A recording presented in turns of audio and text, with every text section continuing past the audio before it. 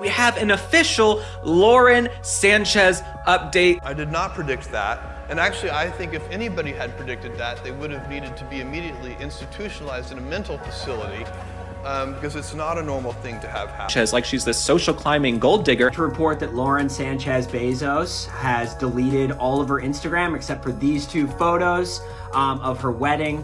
What used to be on here was her trip to the stratosphere with Gayle King and Katy Perry, which she called like a crowning achievement for women, and it received such a furious backlash that I guess she wants to seem more. You said all your life you thought you were dumb until one teacher at a community college said to you, "No, sweetie, you're not dumb. You don't know how to spell. You can't." So you were dyslexic all this time, and you carried that with you. I see this tender part of you, and I'm thinking that's where that started. That's it. That's the moment everything changed. The clip is real, not staged, not polished, just raw. Someone close leaked it. And now Lauren Sanchez is on every screen, caught mid-breakdown trying to stop a $5 billion lawsuit already in motion. I can't stand them. Everything about this circus is just, I just exhausted. Everything I know about them, I know against my will. And I just think it's ghastly. I think it's the most hideous display of tacky new money. While Lauren was busy scripting her grand moment, Jeff was quietly engineering his escape. Behind the curtain, a network of high-powered attorneys was already in motion, drafting, strategizing, and preparing for impact. What she imagined as a stage for her spotlight was, in reality, the setup for his exit. The prenuptial agreement wasn't just pulled out of a drawer for review, it was being sharpened like a weapon, fortified with every possible clause and contingency. By the time she thought she was stepping into the spotlight, Jeff had already prepared the trapdoor. Look at what she's done and how she's led her life. And the way she's done it, these bold things, always with civility and kindness. And she's a unifier. You know, we have big problems in the world, and the way to get big problems done. Surveillance intensified, contracts were quietly rewritten, and phone access tightened to the point of near isolation. Nothing was left unchecked. Every gift exchanged, every smile captured, every flash of a camera was monitored and cataloged. Bezos wasn't stumbling through chaos, he was orchestrating it with precision. He allowed the public to keep believing in the fantasy, the picture-perfect dream they thought they were witnessing, but behind the velvet curtain, he was tightening the bolts, securing every corner of his empire. While the world admired the spectacle, he was already sealing the exits and locking down control. Not easy. It's really hard. And there are a bunch of ways that I think that you could do in effect. According to a source embedded deep within Bezos' inner circle, he never flinched once during the ceremony. Not a blink, not the slightest crack in composure. He was immovable, locked in with the focus of someone who already knew how the story would end. While others saw vows and champagne, he was already 5 steps ahead, moving pieces on a board no one else realized they were playing on. When asked why he seemed so cold, the answer came sharp and simple, because he had already seen it coming. To him, the ending wasn't a shock, it was inevitable. I did not predict that. And actually, I think if anybody had predicted that, they would have needed to be immediately institutionalized in a mental facility. Because it's not a normal thing. Lauren was moving at lightning speed, too fast for it to seem natural. Media contracts lined up, photo approvals micromanaged, strategic brand plays executed almost immediately. She wasn't laying the foundation for a marriage, she was constructing bargaining chips. It wasn't about partnership, it was about leverage. But Bezos doesn't play by those rules. He doesn't negotiate leverage, he obliterates it. This was never a fairy tale romance. It was a chessboard, and the moment she imagined she had the upper hand, he was already sliding the queen off the board. To outsiders, the vows looked like love. To him, they were variables in an equation he had already solved. He wasn't walking blind into this marriage. After the Mackenzie divorce carved $35 billion out of his fortune, Bezos swore it would never happen again. The prenup was his armor, cold, clinical, and weaponized. Every clause was engineered not only to shield him from financial loss, but from disloyalty itself. It carried conditions tied to reputation risks, breaches of trust, confidentiality violations, and one final clause so ruthless, it bordered on cruel. Think about this with the whole prenup agreement with Jeff Bezos and his attorneys. Absolutely, we're sure that the prenup would include the detail that whatever state they got married in was the state they... Associative threat. In legal terms, it's a brutal clause, essentially meaning if you open the door to anyone I deem dangerous, the deal is dead. And Lauren, she didn't just crack that door, she flung it wide open. She had reconnected with her brother, Michael Sanchez, the very man who nearly detonated Bezos' reputation years earlier by leaking his private texts to the tabloids. Back then, Bezos had made the boundary clear. No more communication, no gray areas, no second chances. But she crossed it anyway. Even if the exchange felt like harmless family chatter, it didn't matter. To Jeff, that wasn't conversation, it was betrayal. The prenup clause ignited instantly. Sources claim that single act gave Bezos' legal team the final green light to move. He didn't need to shout, didn't need to threaten. He already had everything: receipts, timestamps, messages, and a weaponized prenup waiting to strike. Lauren hadn't just violated trust, she had broken contract. And in Bezos' world, that's not a fight, that's a war. Just weeks after the wedding, when the cameras had disappeared and the spotlight dimmed, the trap was already springing shut. Oh, and just from knowing what I've known just in my research on billionaires, I doubt she's his one and only. I doubt it. She's the woman who is his official and who will accompany him to things like state dinners, what have you. But those guys, they're not really built for that kind of a life. And I think even in her choice of friends, again, she did have stuff going on. She was a journalist. She was a helicopter pilot. She came from nothing and made something of herself. But she's in this position now in life, and she has access to the world's finest minds, and she chooses to befriend the likes of Kris Jenner, the Kardashian clan, and Katy Perry. Well, that's actually what I was trying to get to, and I forgot. The champagne had barely dried, but behind the gates, cracks were already spreading. It all began with what seemed like a harmless request, an interview Lauren wanted to do alone. No Jeff, no handlers, just her. Bezos shut it down immediately. He told her the timing was wrong, that it reeked of desperation. That single rejection lit the fuse.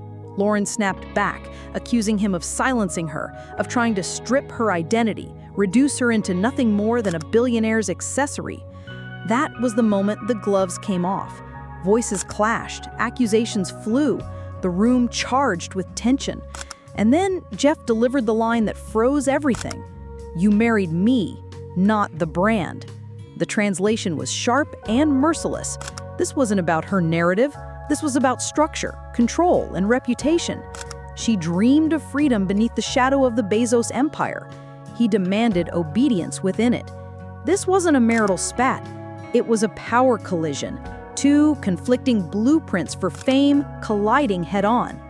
From that instant, the marriage wasn't a union. It was a battlefield. Insiders say that fight was the trigger, the moment Bezos quietly instructed his circle to start preparing options. That's Bezos' code. He doesn't argue, he maneuvers. And that very night, he moved swiftly. Documents pulled, accounts flagged, surveillance widened. Backlash that I guess she wants to seem more relatable now. I think it's kind of funny that she's like, all right, that didn't go over well. That really hedonistic trip to outer space for 10 minutes. You know what's gonna make me look better? This wedding where we rented out the entire city of Venice. And I love the photos she chose for it too. There is no photo on here where she is not being fussed over by servants. Major Versailles vibes, She just wants to be a princess. These 6 servants, man, look at her. This servant has the added bonus of looking a little bit like Jeff Bezos, which I guess made her feel comfortable, for the final boss. But yeah, really excited for this era of, just reckless excess, hedonism to the umpteenth degree to come to an end, because it's amoral and disgusting. And funny enough, it actually is reflected in the way these people look. If you're that self-interested, eventually it shows up on your face and your body. The man who once engineered Amazon into a global powerhouse was now dismantling his marriage with the same cold precision. This wasn't a bluff, not a warning shot meant to scare her straight. The $5 billion lawsuit was already in motion, filed, sealed, and quietly accelerating through legal channels like a bullet before Lauren even walked into his office. Bezos never needed to raise his voice. Instead, he unleashed it into the hands of a specialized unit, an elite team notorious for managing financial assassinations, untangling celebrity divorces, cleaning up government fallout, and containing corporate implosions. These people don't blink, don't leak, and above all, they don't miss. And the figure, $5 billion, wasn't plucked out of thin air. It was surgical, covering projected brand equity loss, erosion of public trust, direct breaches of prenup clauses, and one unwritten but ironclad rule inside the Bezos playbook. Loyalty is absolute. Break it, and the cost isn't emotional, it's astronomical. Lauren never saw the strike coming. In her mind, there was still room to talk, still a chance to negotiate her way out. But the moment she stepped into that room and asked him to stop, the decision had already been sealed. Bezos wasn't fueled by anger. He was following a blueprint. According to those close, she whispered through tears, "You're going to ruin me." His response was ice cold, final, and devastating. "This isn't about us anymore. This is about principle." That wasn't a warning. It was a sentence being handed down. She broke down, begging, pleading, searching for a crack in his resolve. But by then, the machine was already alive, grinding forward. Bezos had stopped being the husband. He had become the enforcer, and nothing, no tears, no words, could shut it down. Afterward, she didn't text, didn't call a lawyer, didn't even signal her PR team. It was as if she froze in the headlights of a storm she never thought would actually hit. Lauren Sanchez walked straight into Jeff Bezos' private office. No entourage, no stage lights, just her, raw and unraveling. Face to face, she laid it bare. "You're going to ruin me. You're going to ruin both of us." And it wasn't hyperbole. She knew exactly what was at stake. A $5 billion public lawsuit wouldn't just cripple her, it would incinerate everything tethered to her name. Her budding businesses, her polished public image, her sponsorships, brand partnerships, every carefully crafted headline. All of it gone in a single blow. Bezos didn't flinch. He let her speak, let her spiral, let the desperation pour out unchecked. And then, with chilling precision, he delivered the kill line. "This isn't about us anymore. This is about principle." No raised voice, no debate, no hint of negotiation. Just the cold finality of a man who had already written the ending. Lauren had entered that room believing she could still fix it, that tears and pleas might bend his resolve. What she found instead was silence. Icy, immovable silence, and the stare of a man who does not bluff. According to our source, she left that office trembling, the weight of inevitability pressing down with every step. She wasn't shaking from heartbreak. She was shaking from realization. The story was no longer hers to tell. Worse still, if she even attempted to push back in public, Bezos held the receipts, the proof, the ammunition to crush her completely.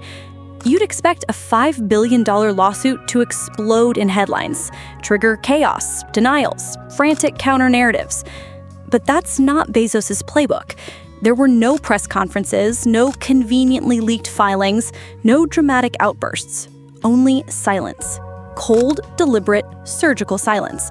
And while the outside world speculated, behind the gates, a lockdown was already underway. NDAs were activated. Meanwhile, Lauren was in free fall. She scrambled to lock down the best crisis PR firms money could buy, pleading for strategies to soften the blow, to humanize her side of the story before it slipped completely out of her hands.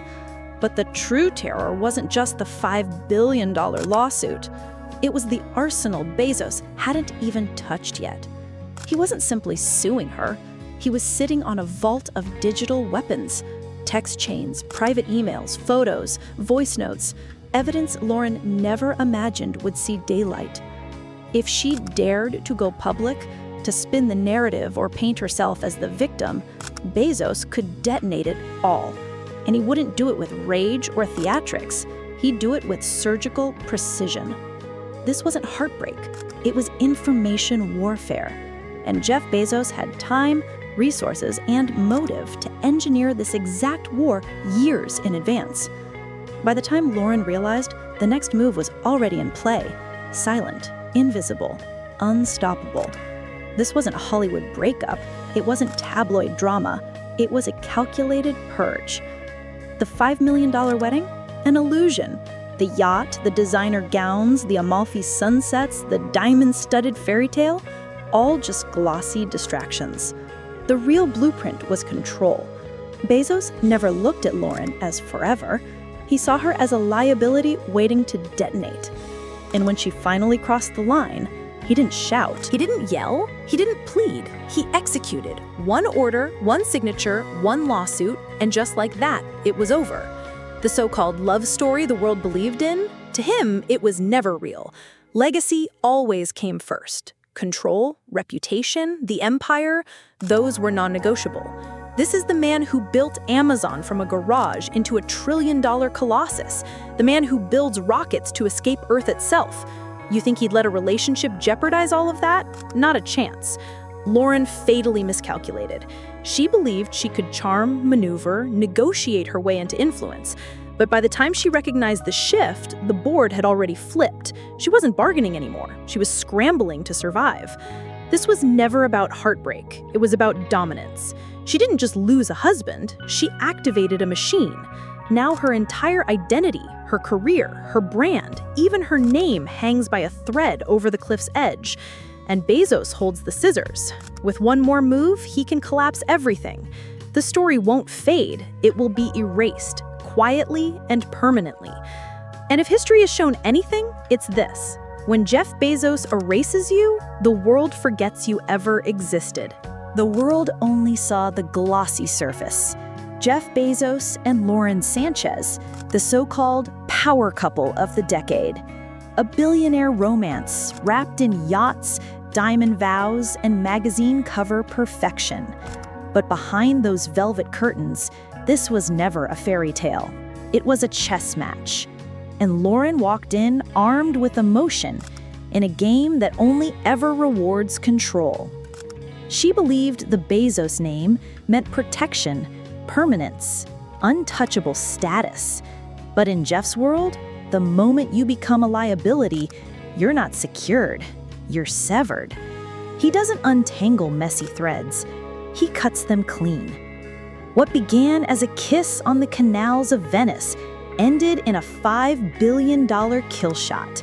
No second chances, no soft landing, no sentimental closure, only silence, precision, and scorched earth.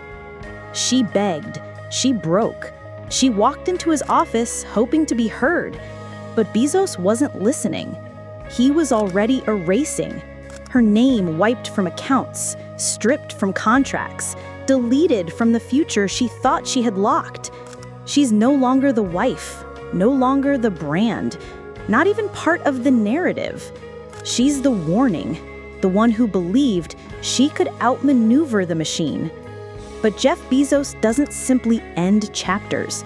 He burns the entire book. And when he's finished, you don't remain a headline. You become a footnote, buried, irrelevant, forgotten.